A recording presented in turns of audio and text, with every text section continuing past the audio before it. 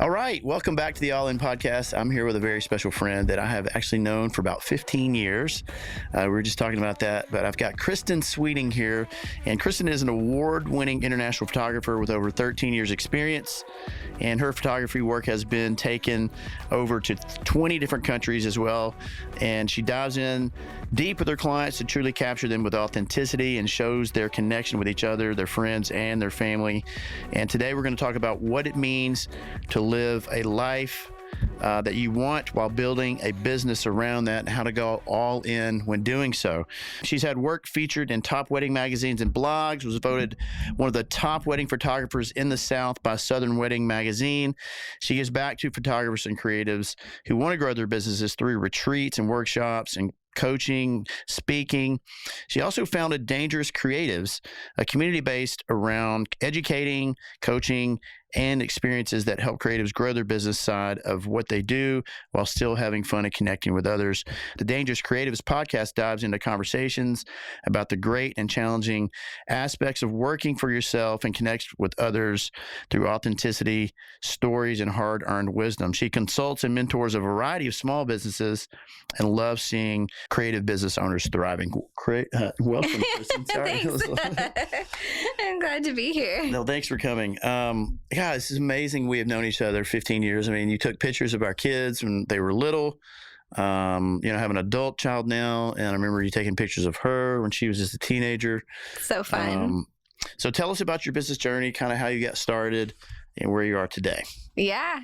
So I started my photography business. I always mix up the numbers. It's either 13 or 15 years ago when I had another job and it wasn't paying the bills. And so I picked up a camera and just absolutely fell in love with it. Started doing it as a side hustle because some of the other side hustles I'd tried, like volunteering for medical studies, were just like probably not as safe and also not as profitable. And so started doing photography, and fortunately really quickly it turned into, it was more profitable than my full-time job. I was able to quit that job. And What was that full-time job? I was working at a church as a youth coordinator. Okay. So working with teenagers, which I do think really helped the beginning of my business too. There was a lot of families and people who were willing to hire me, which is really nice.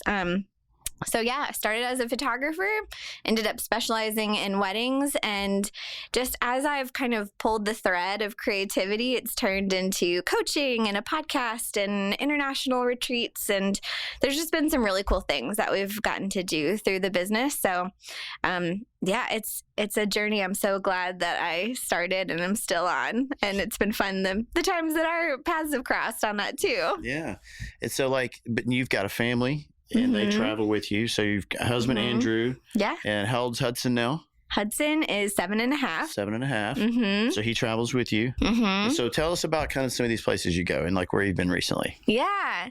So it kind of started as I would pitch different weddings or photo projects, different places. So early on, I did some nonprofit work in China and India. I did a month in South America doing a photo and video project. Some of that was before Hudson came along, and then started doing international weddings. So I've done weddings in France and Italy and where else? France, Italy, a lot of Greece. Yeah, Greece, and done probably a lot in France, a lot of destination weddings in France, and just started trying to figure out ways to combine family and life and business and art. And, I wanted to travel, but I didn't want to leave my family for months at a time. And so just recently, and this has been something we've been working towards for a while, we did a month work remotely in Cartagena, Colombia. So we got to learn some Spanish. We got to learn salsa dance, did a little homeschooling and a little business and a little online work. So it's been cool to see all the threads start to come together in a way that really works. And it's obviously not perfect. We had some pretty hilarious stories from being in Cartagena for a month, but you have to tell us one. What was one? Because I think for Americans, honestly, I still think about I think of Columbia, and I think I was talking to someone else the other day, and if those of us who just don't know, we've never been, we think of the sort of the danger aspect or whatever. Yeah. I mean, the cartel or the old Miami Vice shows and whatever. So what was the funny stories, or tell us something that was going on there? Did you feel safe? Yeah, we felt super safe. We loved Cartagena. It's a walled city, kind of near the ocean. A lot of people from South America go there for vacation. The food scene has exploded, and because of the difference in currency, the currency exchange, we were able to eat like kings and queens on $20. So I was like, oh, we'll definitely lose weight while we're traveling. No, we didn't, because we were like going to, these Michelin level restaurants and spending $40 on a meal for 3 people. So, so they have amazing food.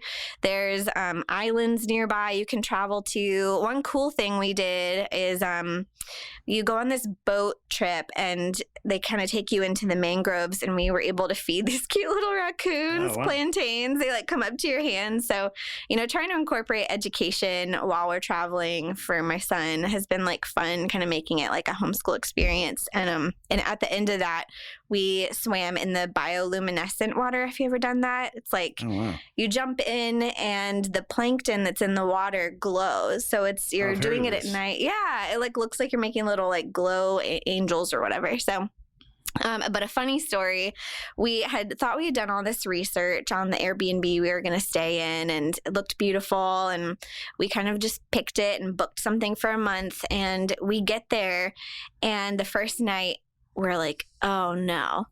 We were between probably 3 dance clubs, and they start playing music at 1 a.m. and go till about 4 a.m. So every night that we were there, it was just like a party in our room. Yeah. Like also 3 different songs playing at the same time. We're just like laying there in bed, like, what have we done? Where are our earplugs? Was not listed in the Airbnb anywhere. No, Bring we had your like, earplugs. I know. I was like, I need to go and leave a review. Like, I'm not trying to leave any mean reviews, but like, hey, heads up, like if you're traveling with children, you might want like a sound machine or something. Right. So how did you overcome it? Did you end up moving?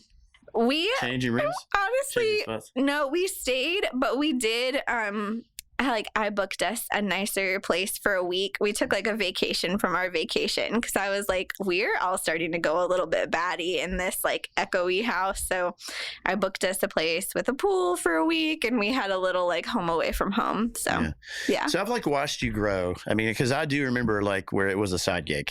Yeah. And so it's truly amazing. So this has all been really an initiative, a thing where you've really made an intentional effort to make your business around your family, your life, so it was not the reverse, right? Yeah. So it was kind of like the family. So talk about that, because I know people out there, and you talk about this, you speak about this, but there's people out there that they're sort of just in the trenches, they're doing the photography or whatever creative stuff that they do, and they feel just so stretched. How can it be done? Yeah. I mean, for me, a lot of the way that I designed my business came because of some hard things that happened in my life. One was I developed an autoimmune disease in my early 20s. I was working too hard. I was stressed. I had a lot of things going on.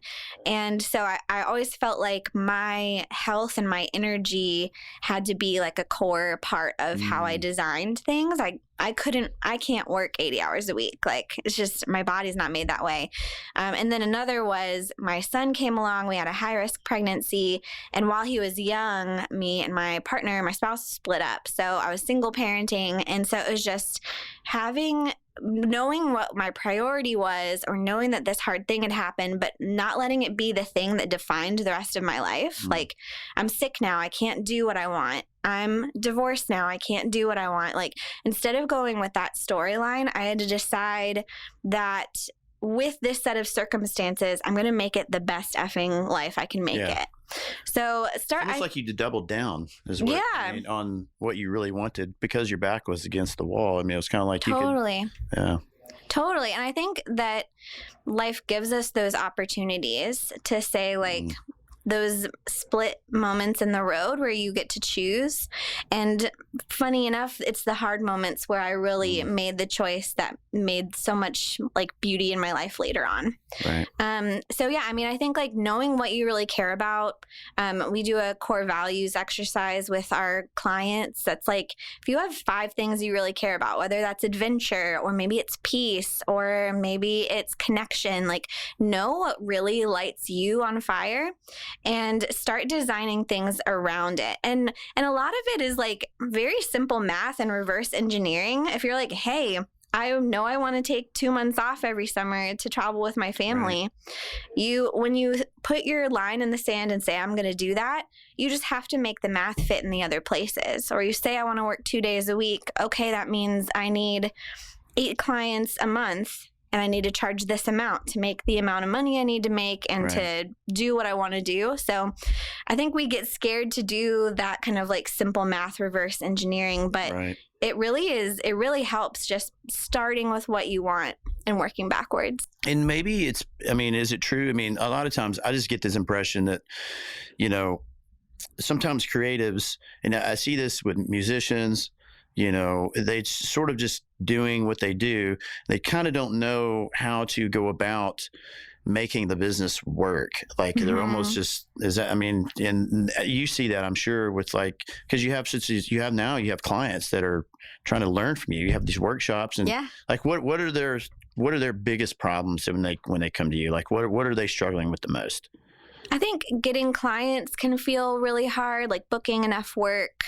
I think a lot of creatives take a kind of a passive role in their business. They're like, I'm going to wait until someone comes to me, or like, I'm going to take what I can get. And it's always this like feast or famine kind of situation of like, well, I have to take everything right now and I have to take it at this lower price because maybe next month I won't have anyone that's hiring me.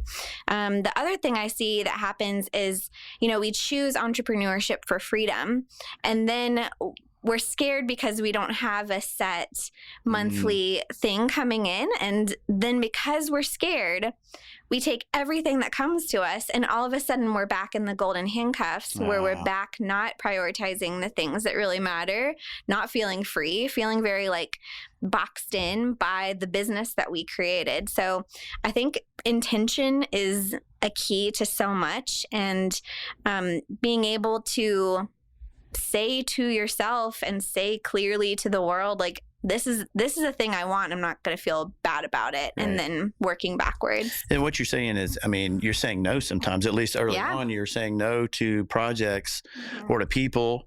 Maybe it's not a good fit, whatever the situation is, right? Because if you take everything, I'm guessing that's what you're talking about there. Then somebody starts taking everything on.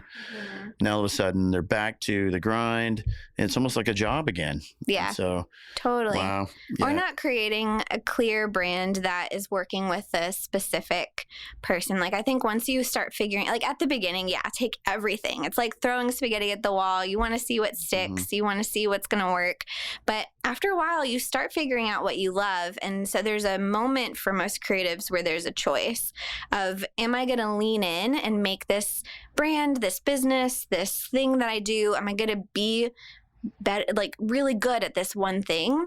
Or am I going to stay in this place that's kind of a little bit more on the scared side, that's like, I'm just going to take what comes easy? And I think making the intentional choice to do something different, to do something highly specialized, I think that opens up worlds of things for creatives and really any kind of business owner. Real estate is creative. Financial work is creative. We're all creatives. And helping artists see that money is creative, that business is creative, I think that really helps people start to build the business that they want through their art. And you mentioned that, and I know we're not necessarily here to talk about real estate, but like, I have watched you make smart decisions and been involved in those, helping you along the way, consulting and whatever, but I've watched you talk about that a little bit. And like, real estate's played a little bit of a role in making a little bit of a fast track, right? And tell people about that, because I know a lot of creatives, maybe they haven't bought their first home, or they bought their first home and maybe they never bought a rental before, and you've done both. Yeah. I had a little bit of luck and a lot of help from my friends. Thank you.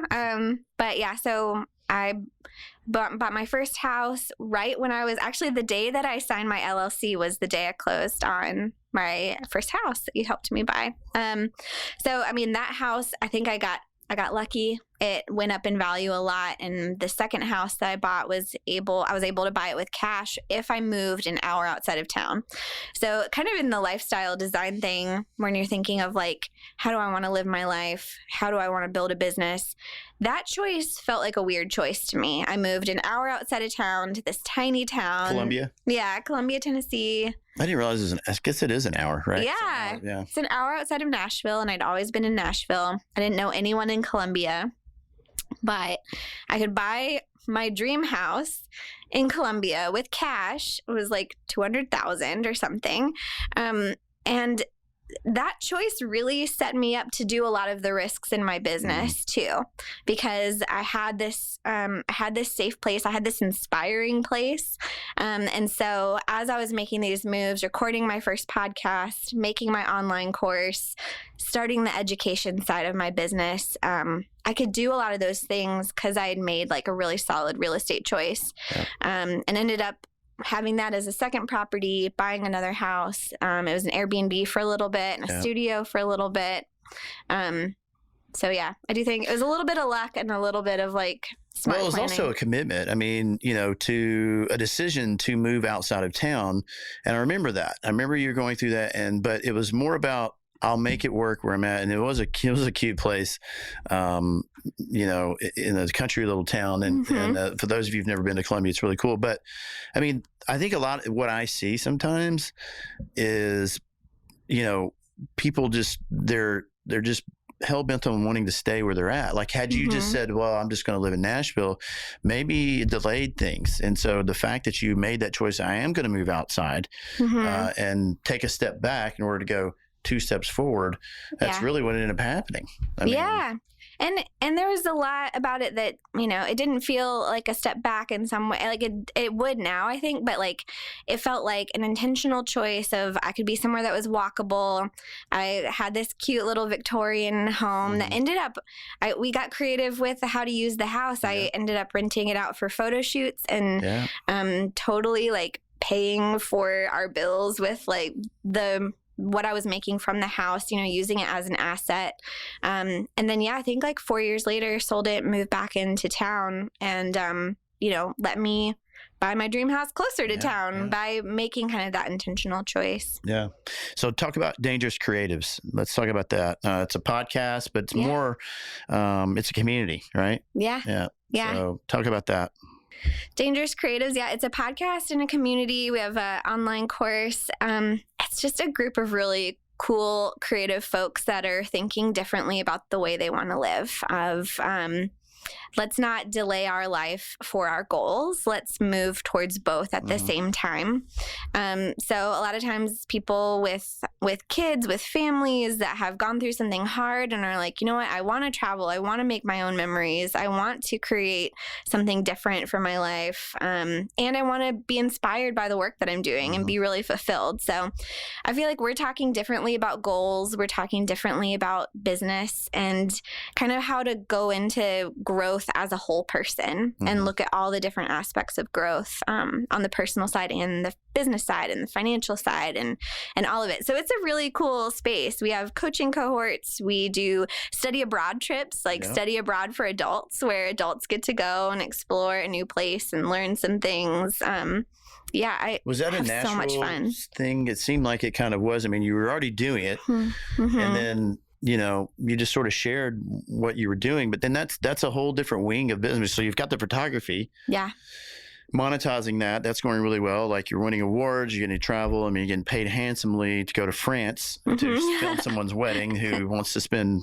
buku money on their wedding, and then all of a sudden now you start to say, hey, I can teach other people this kind of what I've done in my journey. It's almost like, how natural was that to share that?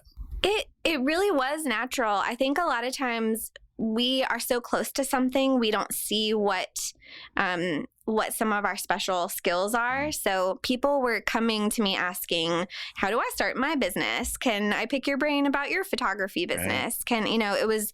It already started happening. And one thing we tell our students is like, start noticing what people are already asking you for. Because there's probably something that you don't even see in yourself that like could be your next business idea or could be a next side hustle. Or so I mean, with the coaching, people were asking me for it for free. And eventually I was like, this doesn't feel good anymore. I need to start charging for this. So at first it was just little one-on-one coaching calls. And then while I was single parenting, so Hudson was like 2-3 years old, I'd put him to bed and I would go in my closet and I started recording my online course because I knew if I had a framework, if I had something that could be packaged in multiple ways, that would help my future self. Oh, yeah.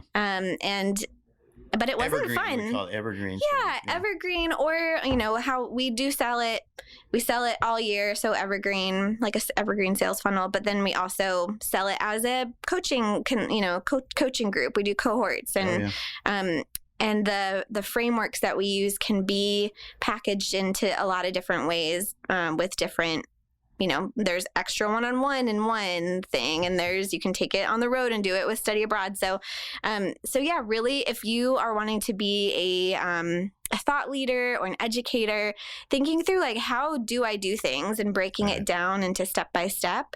And if you can create your own frameworks around things, your own way of helping someone do something, it can be a really cool source of revenue, but also like you get to really help people. And that's what we've seen with the podcast. Like we help people for free through the podcast and we help people through our community and then also create space for, as our students grow, they can now give back and coach and use some of our programs to help other people. Now, all of your retreats, I've seen you guys and you're like in these, you're doing cool things. You're like in these cool hot tubs or like springs or whatever, but are they all stateside or are some of them abroad now, some of the workshops? Most of them are abroad. Oh, wow. I'm a little bit like go big or go home, So I will vouch for that. The first ever retreat that I did, I could have been like, I'll just do it at my house or whatever. Nope. First retreat was 2 weeks, 1 week in France and 1 week in Iceland. Oh, wow. That's the one I remember, yes. Yeah. And Hudson was 2 years old. I brought my mom to like be the nanny. And we had, we were living, in Europe for 2 months doing this trip and some other things. And I somehow convinced people who had never done anything with me to come on like 2 weeks of workshops with me. But it's been really cool to see the study abroad evolve. And like we just did it. We dropped some of our new friends off of the airport and we had someone say that was the best trip I've ever been on in my entire life. Oh, that's awesome. And came home and signed up for our next one the next day. So it's cool to see how when you are put into a different environment where you're out of your comfort zone, where you're having to try new things, where you're getting to see different aspects of your own personality because people around you are mirroring them back to you. Like so much growth can happen in a short amount of time. So that's what I really love about the workshops is there's nothing else like living it and experiencing it while you're living it. And I totally agree. And what made me, what you just said there, when you can experience that much growth in a short amount of time, I think really what I hear as I'm listening to you, because it's taking years for all this to play out. However, now that you are sharing, now people can actually fast track themselves and they don't have to, maybe they can, ride the coattail of your wisdom, your teaching, your instruction to show them the framework of how they can do things maybe faster. And doesn't have to take maybe 10 years because you started a while back. I mean, you're talking about when Hudson was born and those things, and now he's 7.5. And so I'm just thinking about that. And this was not overnight to where you are now, but now like any good entrepreneur that wants to give, I mean, people are able to now latch on to your train and say, hey, okay, I can do this and I can maybe fast track and grow faster, and more in a shorter amount of time. Yeah. I mean, some of the growth definitely happened fast, but it's cool. It's cool now to look back and be like, when you're intentional about what seeds you're planting, they bloom for a long time. There are some things that we do that I think like you have a big spark and then they kind of burn out. But when you put in the time and you really care about what you're doing and you really serve your audience, like I took a 1-year break and needed to like recover after Talk COVID. About that. Yeah. So like you literally just took a year off. And you're intentional also.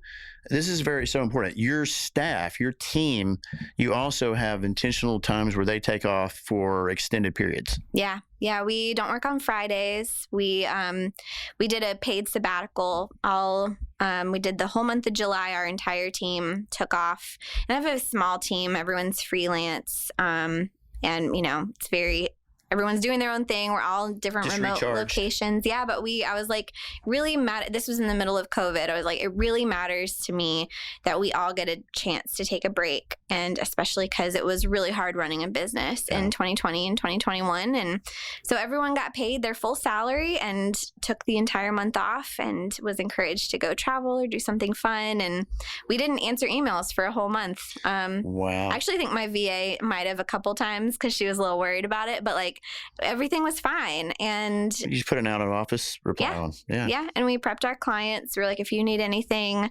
that is so huge. I think so many people, they just can't even fathom that. Right now, I guarantee there are people saying, oh, there's no way I can do that. I mean, clearly it can be done. It can. And with most businesses, there's some maybe that can't, or you find someone else to cover for you. But so much of the things that we think is emergent isn't, right.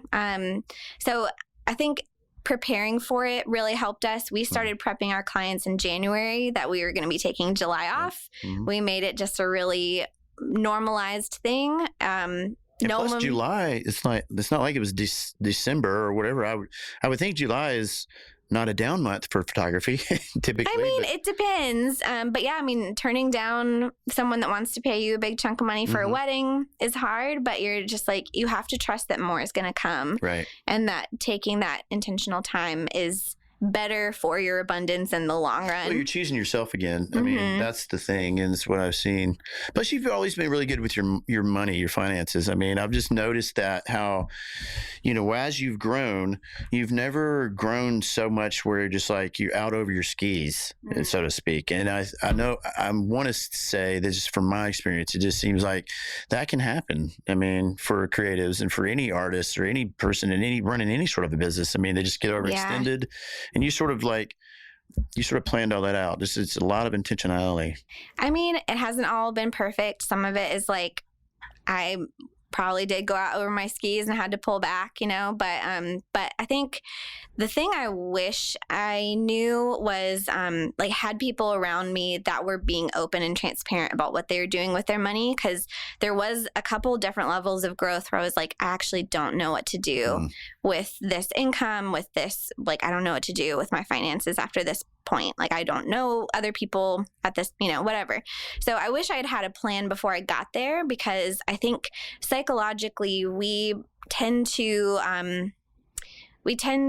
stay where we're comfortable. And so if you start to get to a place where you're like, I'm not comfortable with this level of income or with this level of, house or whatever, we do things to kind of subconsciously sabotage that, give it away. I was hiring too many people. I was just, here, you want the money? I don't know, take it. So I think if I had had a plan or someone else that was like, here's what you do after you hit 6 figures, here's what you do after you whatever, I think I would have been more mentally and psychologically prepared for the discomfort of that. So what has been your mindset? And then mentorship, has that played a role for you? Even now, Yeah. As far as having someone mentor you, because you talked about how there were times where it sounds like it would have been great to have someone there and you just didn't. So, you're a mentor, but do you have someone that you look to, or people that you look to say, hey, what do I do now? Sure. Yeah.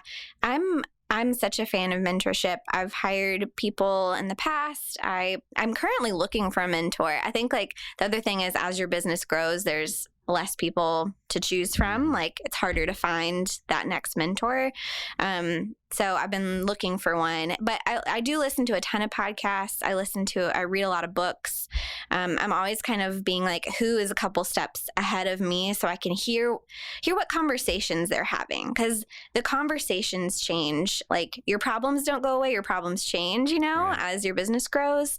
So I want to hear what conversations people are having. And one thing I noticed as your business grows, as your income grows, money becomes less of the motivation, and you have to switch almost into a different track of, like, I'm actually good here. This isn't as motivating anymore. Like, I want to be motivated by fulfillment or learning new things. Like, I just learned a lot of Spanish while we were in Colombia.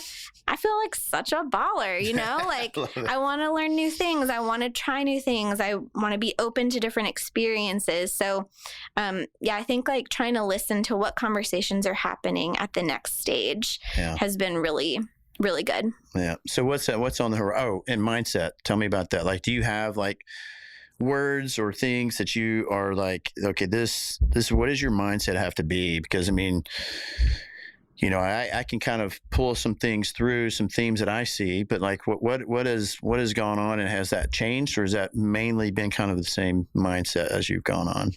I think my mindset has some of it stayed the same, some of it's changed. I think that I feel better when I'm really grounded, and when I know who I am, and my like why I'm moving forward is less based on external validation. So the numbers in the bank account, the amount of people that say you're doing a good job, like those things feel good for a second, and then they like really don't feel good in my experience. And so having that like different track that you're on, where like generosity, fulfillment, feeling like I'm making a difference, doing things that are fun, creating memories with my family. I think like just kind of always checking myself and being in that place of, am I on the track that feels really good and flowy and here, or am I just doing what I think other people want me to do, looking for validation and checking boxes? Those are the two. That's how I kind of check myself. That's huge. I think that's so helpful for so many people listening. So tell us what's going on coming up, and then like what do you see yourself like in the next year, maybe 3 or 5 years? Where do you see? Have you thought about this? Yeah. I love trying new things. I love growing. So there's stuff I don't think I know what's next for some of it. Right on the next horizon, we have more study abroad trips coming. I'm homeschooling my son. I think the big thing right now is my son is in a window that's going to go so fast. He's 7. He's going to be 15 tomorrow, it's going to happen so fast. So we're trying to live remotely a month every quarter, and base a lot of our goals around that. So that if that's the framework, is a month every quarter, and taking the summer off so we can like do cool things when he's in the summer we're homeschooling, but whatever. So that's kind of the framework. So around that, what my business is changing to be is I'm only taking weddings certain months of the year. So this is kind of how I like reverse engineer it. A couple months a year, I'm taking very large weddings. The other times I'm coaching remotely and working towards more sponsors for a podcast, kind of more passive remote income things. And also we're having new cohort leaders, so people can launch their own cohorts of Danger School, make money for their own families, also help a new group of people in their own expertise. So we are starting to like train more leaders and let things kind of like grow naturally that way. So that's kind of sponsorships, huh? Yeah, have some sponsorships for the podcast. That's great. I think because I'm a photographer, I've never thought of myself as like a content creator, or that's it's always funneled into just marketing for my businesses. But it's been fun to think of like what could happen if I was just getting paid for what I was making. Yeah. So we have a couple sponsors coming up for the podcast, which is exciting. And I've considered getting like, I don't know, a master's in neuroscience or psychology or something like that, because we just see how much that helps our clients. It's working through the mindset and the psychology behind all of the things. Yeah. Just a lot going. I mean, so how do they find you? I mean, there's someone out there that's creative and they're thinking, man, this may be for me. How do they find you? Yeah, I'm on Instagram a lot at Kristin Sweeting, or dangerschool.com has our programs and our courses and our podcast. Dangerschool.com. Dangerschool.com. Oh, wow. Do you have to pay for that? That's pretty cool. No one had it. Wow. No one had it. That's badass. Danger School is our online course and our coaching program, and our podcast. I think you would love it. It's Dangerous Creatives. Oh, yes. On Spotify and absolutely. Apple Podcasts. And I was on one of your earlier podcasts. You were. Yeah. So you can hear Mark's podcast on there.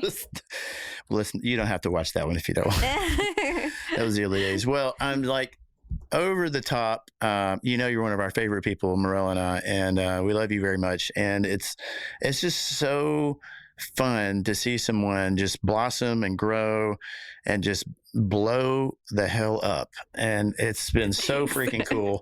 And also having so much fun while you're doing it, and doing it the way that you want to do it.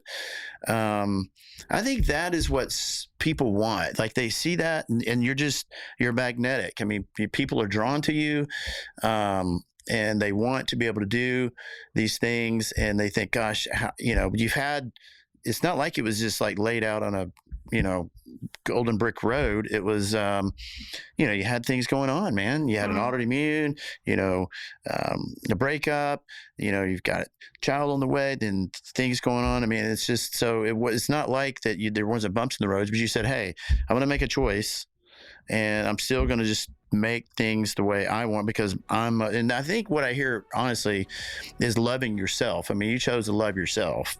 And a lot of your writings, I've seen that, and you didn't say that, but I'm really, that now that I think about it, I mean, and that's hard for others, hard for me. I mean, and I think you chose to love yourself. So we're just super happy for you, and thanks for coming on. Thanks for having me. Hope we can do it again sometime. So guys, reach out to Kristin, and we'll see you again next time. Thanks.